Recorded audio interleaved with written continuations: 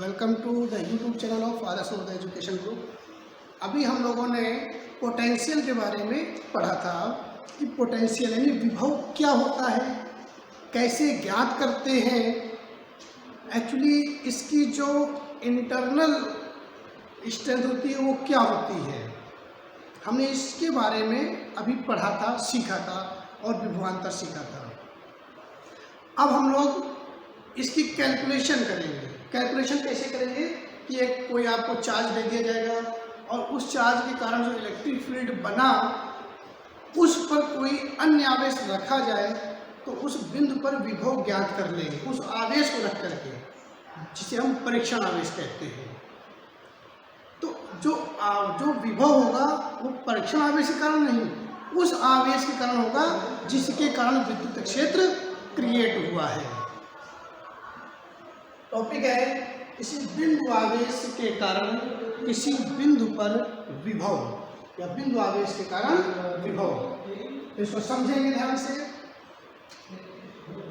मान लीजिए कि आपके पास कोई कैपिटल क्यू आवेश है या स्मॉल क्यू मान लीजिए, जो भी मानना हो, चलो स्मॉल क्यू मान लेते हैं। इस आवेश के कारण किसी बिंदु पर आपको विभव निकालना है जहां पर इसका विद्युत क्षेत्र फैला होगा। मान लीजिए इस आवेश से स्मॉल r दूरी पर कोई बिंदु P है जहां पर आपको विभव की गणना करनी है, इस बिंदु P पर। अच्छा, इसका एक अपना विद्युत क्षेत्र होगा जिसके बाहर इसका प्रभाव नहीं होगा, उसे हम कहते हैं अनंत। क्या कहते हैं? अनंत। यानी वह इस आवेश के लिए अनंत हो गया। मैंने किसी बाहर के पॉइंट से अनंत से एक टेस्ट चार्ज परीक्षण आवेश को मूव कराते हैं। कॉर्नर आ रहा है? ओके, सही है। अब यहाँ से इसको ऐसे मूव कराते हैं और धीरे धीरे धीरे धीरे हम इसको बिंदु P तक लाते हैं। जब हम इसको बिंदु P तक लाएंगे तो अनंत से P तक लाने में कितना कार्य किया जाए। देखिए, इसका सीधा फंडा है, पोटेंशियल बराबर वर्क अपॉन चार्ज। जिस चार्ज को डिस्प्लेस करा जा रहा है, लाया जा रहा, रखा जा रहा है, इसके कारण पोटेंशियल निकालना है, इसको लाया जा रहा है। तो बिंदु P तक लाने में किया गया कार्य बटे यानी अपॉन जिस चार्ज को लाया जा रहा है, इससे हमें बिंदु P पर विभव प्राप्त होगा। समझिएगा। अब देखिए मैंने क्या किया, इससे x दूरी पर कोई पॉइंट ले लिया, ओके, और इस जो पूरी डिस्टेंस है P से इनफाइनाइट तक की, इस पूरी डिस्टेंस को मैंने बहुत छोटे छोटे पार्ट्स में डिवाइड कर लिया। जो प्रत्येक पार्ट की डिस्टेंस को मैंने बहुत छोटी एक डिस्टेंस मान ली और वो डिस्टेंस है आपकी dx। कितनी डिस्टेंस मान ली? dx। अब इस चार्ज को पहले dx डिस्प्लेस कराते जाते हैं धीरे धीरे और बिंदु P पर पहुंच जाते हैं। तो इस dx डिस्टेंस को कवर करने में कितना कार्य करना पड़ा, फिर समाकलन करेंगे तो पूरी डिस्टेंस पर कितना कार्य करना पड़ेगा और उसी में हम इस चार्ज का भाग दे देंगे, आंसर आ जाएगा। Very simple. थोड़ा सा इस पर हम एक नजरिया देखेंगे एंगल के बारे में। तो सोचिए, इस Q0 को जब आप यहाँ रखेंगे तो यह धनावेश इस आवेश को रिपल करेगा। समझिएगा, ये इसको रिपल करेगा तो इसके कारण जिस पर फोर्स लग रहा है तो डायरेक्शन ऑफ जो फोर्स होगी वो इस डायरेक्शन पर होगी, इस चार्ज से आउटवर्ड डायरेक्शन पर होगी। ये फोर्स की डायरेक्शन है। अच्छा, आप चार्ज को लिए इधर जा रहे हैं तो जो डायरेक्शन ऑफ डिस्प्लेसमेंट होगी, dx वेक्टर की जो दिशा होगी वो इधर की ओर होगी। ये dx वेक्टर की डायरेक्शन हो गई।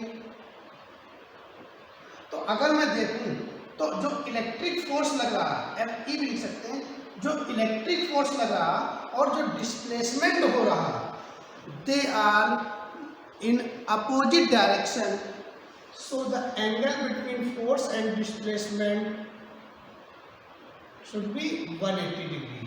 Very most important point.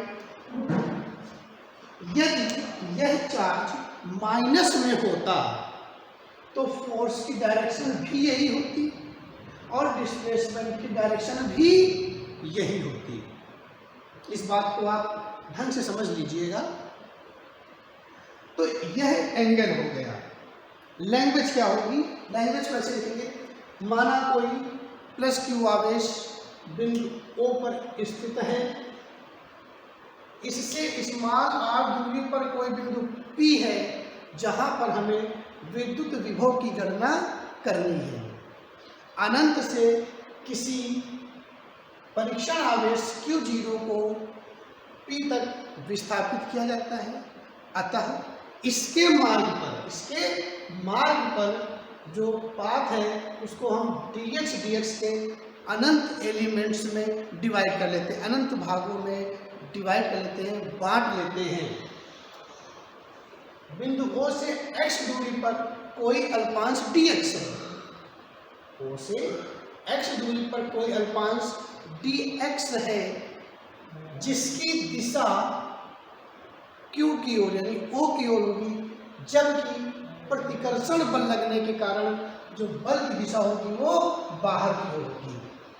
इतनी सी ये लैंग्वेज है। इसके बाद इसको हम कैलकुलेट करेंगे। तो कैसे कैलकुलेट करा जाएगा? सिंपल सी बात, मैंने कहा वर्क निकालिए और चार्ज से डिवाइड कीजिए। तो मैं वर्क निकालूंगा, क्या करूंगा? वर्क निकालूंगा। तो dx विस्थापित करने में किया गया कार्य है ना, तो आवेश Q0 को dx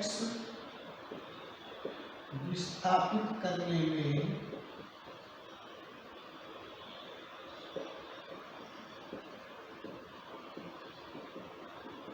किया गया कार्य कितना हो जाएगा? थोड़ा सा dw बराबर F डॉट dx, जहां पर F जो है वो इलेक्ट्रिक फोर्स है।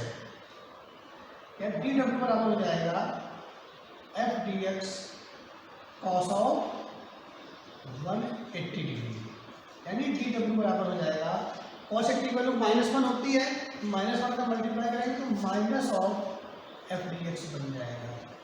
कोई प्रॉब्लम नहीं है। चलिए अभी आ गया अल्पांश विस्थापन में जो वर्क होगा वो कितना होगा। अब आप सोचिए कि ये x दूरी पर कोई आवेश जब Q0 को रखा जाएगा तो इसके बीच में बल कितना लगेगा।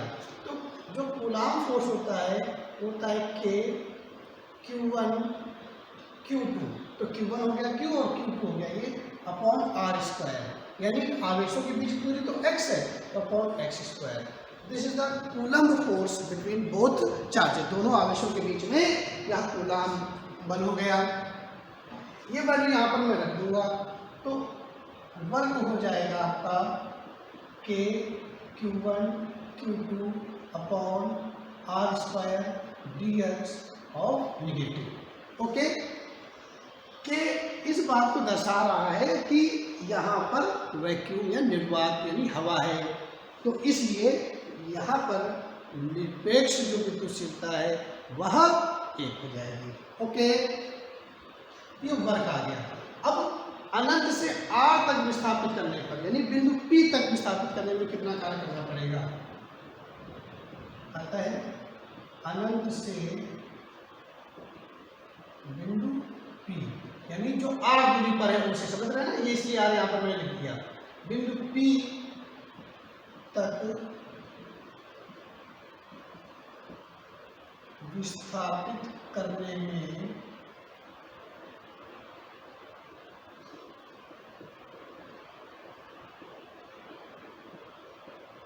किया गया कुल कार्य। तो कुल कार्य के लिए क्या करेंगे हम लोग? इंटीग्रेशन कर देंगे, समाकलन। dw is equal to integration of minus के q q naught upon x square of d x. कहाँ से कहाँ तक? अनंत से आर तक। तो स्टार्टिंग कहाँ से हुई? अनंत से हुई, तो स्टार्टिंग लिमिट कहलाती है लोअर लिमिट, और फाइनल पोजीशन कहाँ तक? तो इस बिंदु से अनंत से आर तक जाना है, तो लिमिट हो गई अनंत से आर तक। तो जो फाइनल पोजीशन की डिस्टेंस होती है उसको हम अपर लिमिट से प्रदर्शित करते हैं, तो ये हो गया आपका डी डब्ल्यू, और लिमिट हो गई इन्फिनिटी टू डी डब्ल्यू, यानी यहाँ 1 है, और डी डब्ल्यू का समाकलन डब्ल्यू हो जाएगा माइनस के constant, Q constant, Q not constant, infinity से आर एक्स की पावर -2 ऑफ डी एक्स। क्योंकि पावर -2 है, ऊपर जाएगी तो पावर माइनस में हो जाएगी। जब अंश से हर या हर से अंश में कोई पावर जाती है तो वो माइनस में हो जाती है, और माइनस में तो प्लस में हो जाएगी।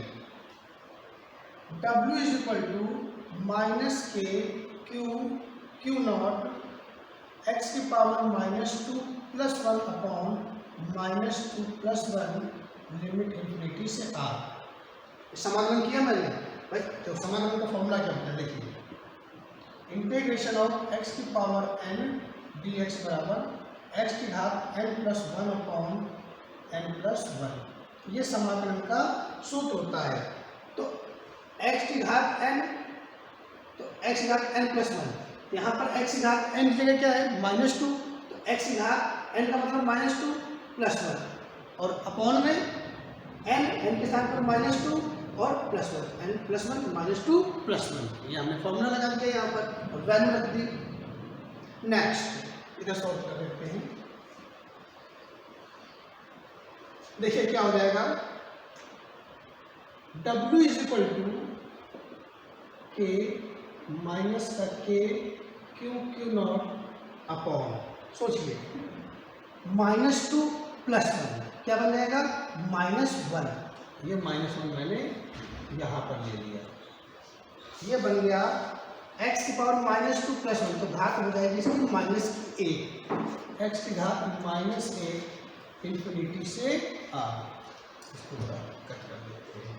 Okay, W is equal to minus plus K Q naught, ये बन जाएगा 1 अपॉन एक्स की घात +1, क्योंकि अब ऊपर से जब पावर नीचे आएगी तो 1 अपॉन नीचे लिखेंगे तो घात का चिन्ह बदल जाएगा, तो -1 तो +1 हो गया, और +1 को अगर नहीं भी लिखे तो कोई फर्क नहीं पड़ता, लिमिट है इन्फिनिटी से r। W बराबर के क्यू नॉट, पहले लगाते हैं अपर लिमिट, तो x की जगह हो जाएगा r -1 अपॉन, अब x की जगह लिखते हैं अनंत, यानी अपर लिमिट लगाते हैं फिर माइनस लगाते हैं फिर लोअर लिमिट अप्लाई कर देते हैं। W बराबर के क्यू नॉट 1 अपॉन r -0, 1/अनंत। अनंत क्या है?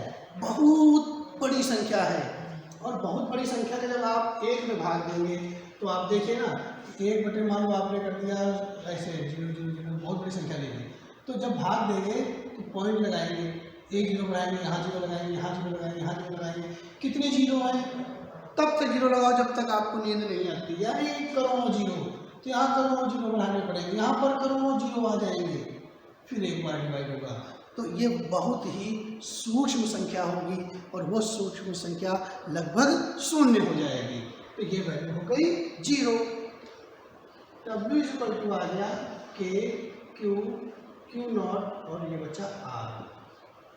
मैं आपको बता दूं कि ये जो किया गया कार्य है, तो यहाँ पर जब इसको रख दिया जाएगा तो यह एक समायोजन बन जाएगा, यही कार्य आपकी वैद्युत स्थिति ऊर्जा बन जाएगी। उस फॉर्मूले को हम लोग निकालेंगे तो यही उत्तर आएगा, क्योंकि किया गया कार्य ही स्थिति ऊर्जा कहलाती है।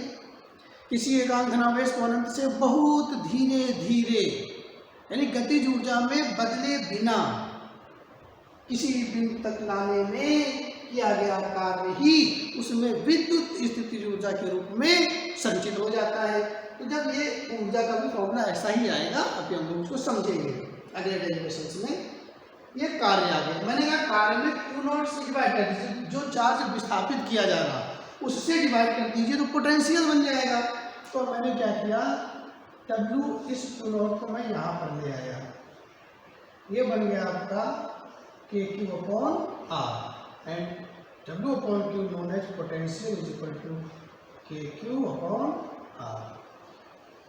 ये जो विभव आया ये R दूरी पर बिंदु P पर विभव आया है। इस तरह से किसी बिंदु आवेश के कारण हम लोग विभव की कैलकुलेशन कर लेते हैं। इस पॉइंट में आपको कोई भी लाइन अगर क्लियर नहीं है तो उसे आप कमेंट बॉक्स में डाल दीजिए। जब ये लाइन हमको क्लियर नहीं हो रही तो आपको मैं उसी कमेंट में नीचे क्लियर कर दूंगा, बता दूंगा, समझा दूंगा। अब मैं इसका ग्राफ देखने जा रहा हूँ। तो ग्राफ क्या हो जाएगा इसका, उसको हम लोग ग्राफ को समझने के लिए ऐसे देखेंगे।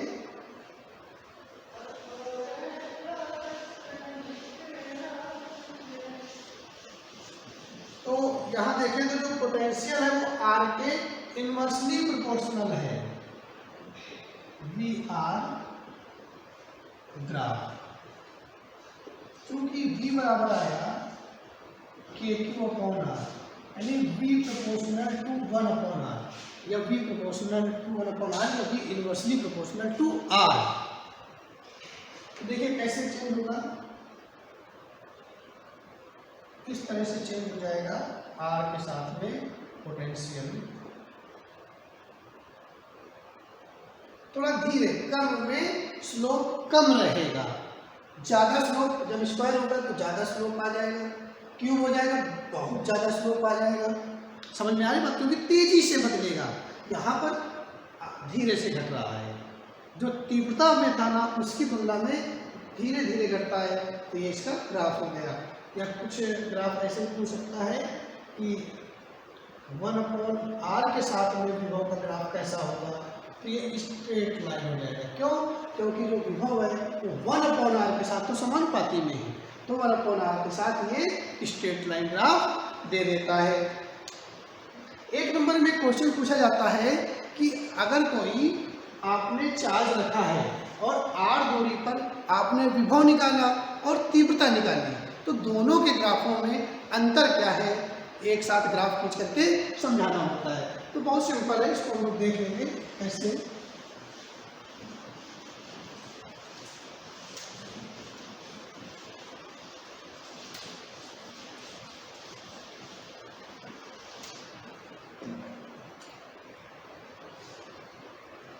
क्योंकि तीव्रता जो होती है किसी बिंदु आवेश के कारण R दूरी पर, फिक्स दूरी 10 सेंटीमीटर या 3 सेंटीमीटर, उसके कारण तीव्रता होती है KQ अपॉन R स्क्वायर।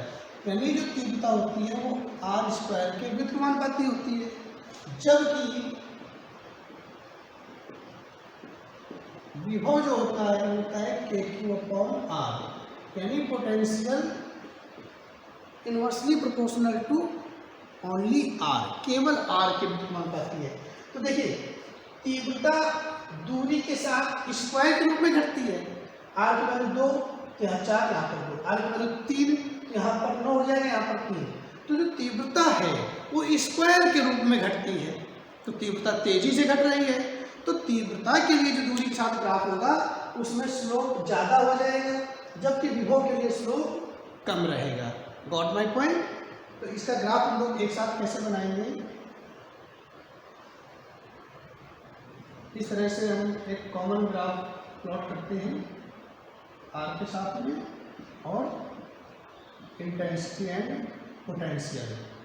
तो देखिए क्या हो जाएगा, जो पोटेंशियल है वो धीरे धीरे ऐसे घट जाएगा और जो तीव्रता है उसका जो स्लोप है वो थोड़ा सा ज़्यादा रहेगा।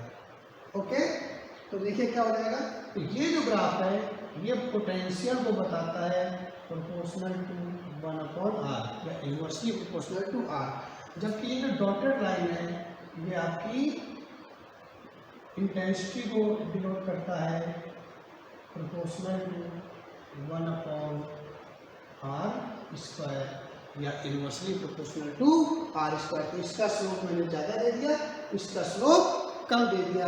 तो this is the common graph between distance and intensity and potential.